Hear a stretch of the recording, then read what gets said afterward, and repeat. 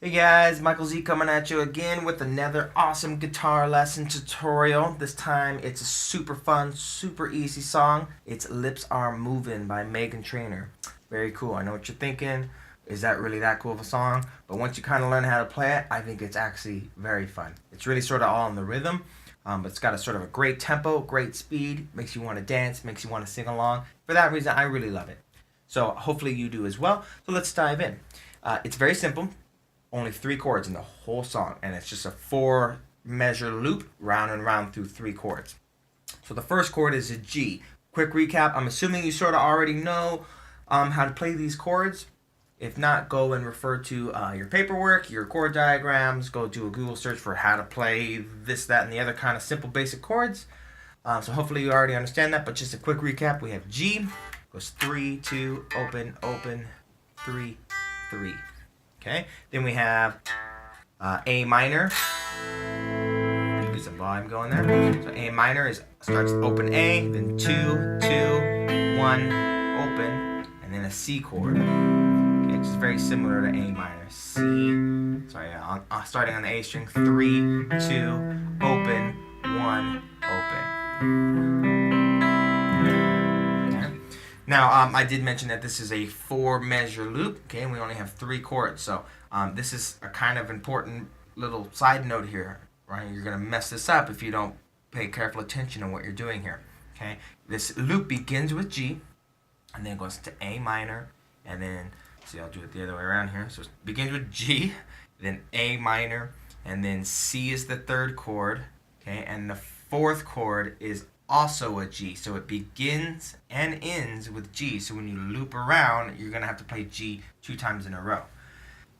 Hopefully that will make sense. Once you kind of hear the loop go around a couple times, you realize, oh, the G sort of feels like it's twice as long as the other chords, and it kind of is. But just remember that it ends with G as well. So like the beginning of each section will start with 1 measure of G, and it will also end with 1 measure of G. And as you go from one section to the next, even though they're identical on the guitar, you're going to end up playing G twice in a row. Okay, so don't mess that up. Otherwise, if you think, I'm at G already, so the next chord must be A minor. Not necessarily. You could be going to A minor while everyone else is doing their 2nd measure of G, and then you're a chord ahead of everybody. You're a measure ahead. Okay, it's not going to sound right. Okay, so watch out for that. Use your ears. Use a little bit of common sense. Think about the song. Think about what your part sounds like on top of the song or with whoever else you're playing with. Okay? And if you do that, and you use good judgment, chances are where that G sort of comes in will sort of just feel like second nature to you. Okay, so let's talk a little bit about the rhythm. I'm going to show you sort of 2 simplified versions of the rhythm, the strumming pattern that you're going to do on the right hand, just to sort of get the gist of how the song goes. It's not necessarily the nitty-gritty details of how it actually goes. There's a lot of layers in the song. There's like a string section thing, a double bass thing. There might even be a horn section. I can't even remember. But there's a lot of layers to this, and everyone has sort of a slightly different rhythm part, but they sort of come together in certain parts and fill in the holes between each other to create a really cool dancey style 1950s upbeat, make you want to dance around, all right? And that's awesome. We want to sort of capture some of that energy, that liveliness in our strumming pattern when we're playing it on the guitar. Even though it might not actually be how it actually goes in the original recording, this is a simplified version that will capture most of that energy for us and without having to work too hard. Okay? So the strum pattern, the hardest one I think, is our classic down, down, up, up, down, up. Okay? That's probably the most common strum pattern you'll find on the guitar. We do it all the time. It's just got that sort of magic energy to it. And you could tell that that sort of pulls to the rhythm there, where the accents are on the down and the upbeats, and how they line up, is pretty continuous throughout the song. Okay? So that is, once again, down, down, up, up, down, down, up, up, down, down, down, up, down, down, down, up, down, up. Okay, so now we're going to put this with the chords. Okay, so to recap, the chords are G, A minor, C, back to G. Now Now, before we dive in and putting both hands together, I know this might be a little tough for some of you to do that strum. Okay, so don't worry about it too much at first. When you're first learning it, you're going to need to want to get the hang of the left hand, the chords, okay, first, right? It's very normal to feel like you need to kind of get a handle on that before you start putting it all together with cool strums and stuff. I totally get it. So if that's the case and you need to go super slow at first, there's nothing wrong with that. It's okay to make mistakes. Everyone learns at their own pace. It's okay to go slow.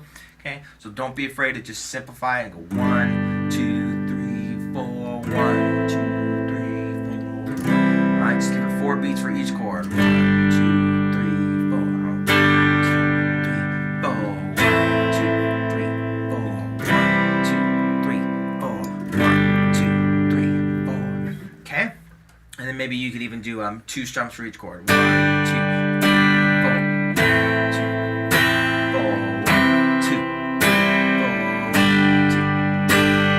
As you get better at it, do 4. 1, 2, 3, 4. 1, 2, 3, 4. And then once you kind of get the hang of that, and you can switch your chords with relative ease without too much of a pause or a gap between the chords, go ahead and give it a shot with the strum pattern we talked about. Down, down, up, up, down, up. All right? And you can practice just that by itself, like that, with a little sort of muted dead chord. Down, down, up. Up, down, up, till you start to get the hang of it. Then, with practice, you'll learn to put all those parts together, the right hand and the left hand, to get this. Down, up, up, down, up, down, down, up, up, down, up, down, down, up, down, up, down, down, up, down, down, down, up, down, down, down, up, down, down, down, up, down. I know you're lying.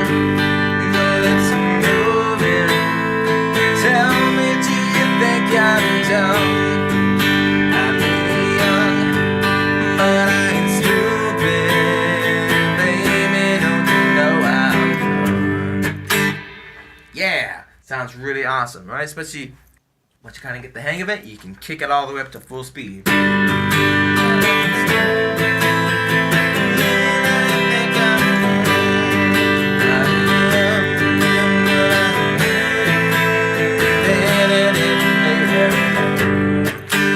Okay, so that's going to be the meat of the song, the majority of it. Okay, that'll probably keep you pretty busy for a while, especially if you're working on adding in that strum part, the way we talked about. But even the chords alone are going to give you some trouble. And almost for certain, what's going to happen at first is you're going to have this tendency to want to pause between chords. And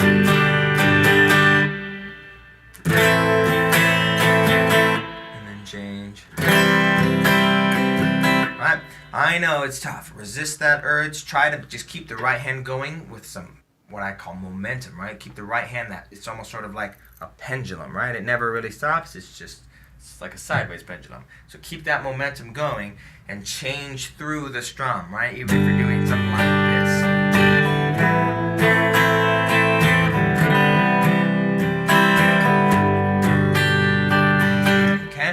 Practice, that will get easier, it will get smoother, and you'll learn to not sort of move the fingers that are already in place from one chord to the next. A great example is when you're playing A minor and the next chord is a C. You really only have to move the third finger. Right? Go from A minor to C, just like that. All right? And you really just have to move the one finger. Right? So when you lift up and you pause and you restart and you make the whole chord one finger at a time, it's going to slow you down. Okay? The trick to getting smooth, seamless transitions between chords is to be direct and to not waste movement. So wasted movement means lifting up fingers that are already in place for the next chord, and being direct means not taking any longer of a path for your fingers to get there than they need to. Like C and G, for example, which have no common fingers, I still don't want to, move my hand around any more than I have to. Each finger makes as close to a direct line as it can to the next position. The next fret and string position is needed for each chord. Okay? So if you need a little more help with that, go and check out the video on 2 chord progressions, which is just a bit of an exercise that helps you kind of get used to common changes between common chords like C and G and A minor and C, just 2 chords back and forth. I also have a lesson on strum patterns and stuff that I can send you, and you can work on putting all those together. That will really do a lot to help you kind of get the hang of this song. Now, before we move on, or before we conclude this video, there is one last thing I want to show you. It's just a slight variation on the rhythm for like the part where, like the intro part. And a couple other parts where it has like some pauses. Your lips are moving, your lips are moving, your lips are moving, lie. Okay, that part. It's very similar. It's one down strum followed by two ups. Okay, with a bit of a pause in the middle. Okay, so to do the pause, I take my right hand, sort of the side, the palm here of my right hand, and I kind of give a little karate chop. Not too hard, you know, break your guitar. Just a gentle. You could even sort of flat hand if you want it. Alright, but you're just stopping the strings. Down strum, then stop, and then up, and then down strum, pause, up, down. Sorry, down strum, pause, up, down strum, pause, up. Your lips are moving, your lips are moving, your lips are moving, lie, baby. Your lips are moving. Your lips are moving, your lips are moving, lie, baby. Okay? So you use that for like a little intro part, and a couple parts where that sort of happens again in the song, sort of between choruses and verses. That will happen a couple times. So you can just sort of use that technique to kind of get the hang of it. But honestly, if you just sort of kept strumming through that, your lips are moving, your lips are moving, your lips are moving, baby, lie, baby. Right? It's going to sound fine. It's the same chords essentially. Okay, so a couple last quick little tips and tricks to help you get an extra little bit of life and some passion and stuff out of your playing. Don't be afraid to change to the next chord before the beginning of that chord. This is probably something I should have mentioned when I talked about how to make smooth, easy chord transition. But you'll notice if I sort of slow down what I'm doing on that very last up strum, right? Because our pattern is down, down, up, down, up, right? That very last up, I'm already on my way to the next chord, and sometimes you get this kind of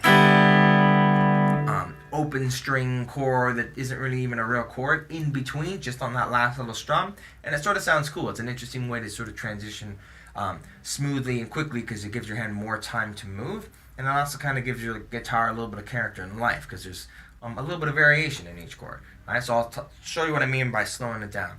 Down, down, up, down, up. Right, down, down, up, down, up, down, down, up, down, up.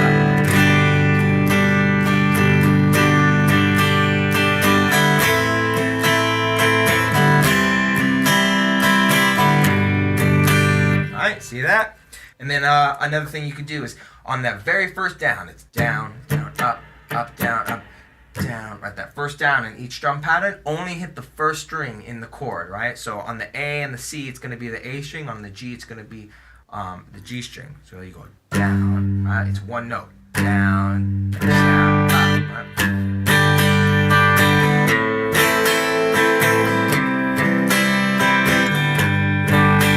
right? Another great way to kind of give the strum a little bit of character, a little bit of life. And finally, one last trick you can use is when you play the A minor chord, you can actually substitute this instead for a more interesting sounding chord, which is an A minor 7. It just means it's an A minor, but included in it is the note we call G, okay, which makes it an A minor 7 chord. And there are two ways to do this. You can just, when you go to play A minor, lift up that finger, which you need for that C anyways. It's kind of like C, but you don't place it down yet. Just hold it there. But I think a more interesting way is to instead just make A minor like you normally do and use your pinky, which isn't being used, to play the 3rd fret of the high E string. Ooh, that's a nice chord, right? So in context, we get something like this. You can hear that extra note. Especially when it's there on the top. I know that.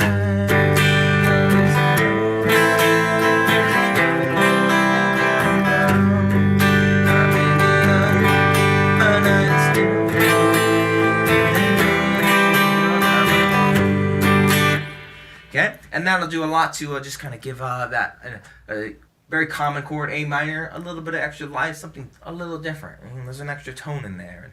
And sometimes we don't always realize that's happening, but I think some part of our brain and our psyche deep down in there sort of knows that's better somehow. It just sounds a little more interesting. It's different. Okay, and your audience will appreciate that you've taken that extra time to add in that extra note if you can. But like I said, not super important. If you just want to keep it simple, do a real easy, straightforward version, totally okay. This is a great beginner song for learning. It's also a great sort of intermediate song for learning how you can sort of take it to the next level. So hopefully that helps. If you have any questions, please don't hesitate to send me a message, drop me a line, shoot me a comment, whatever you got. I will always do my best to answer your questions honestly and sincerely and in a way that helps. Okay, so yeah, I hope you enjoyed. Thanks, guys.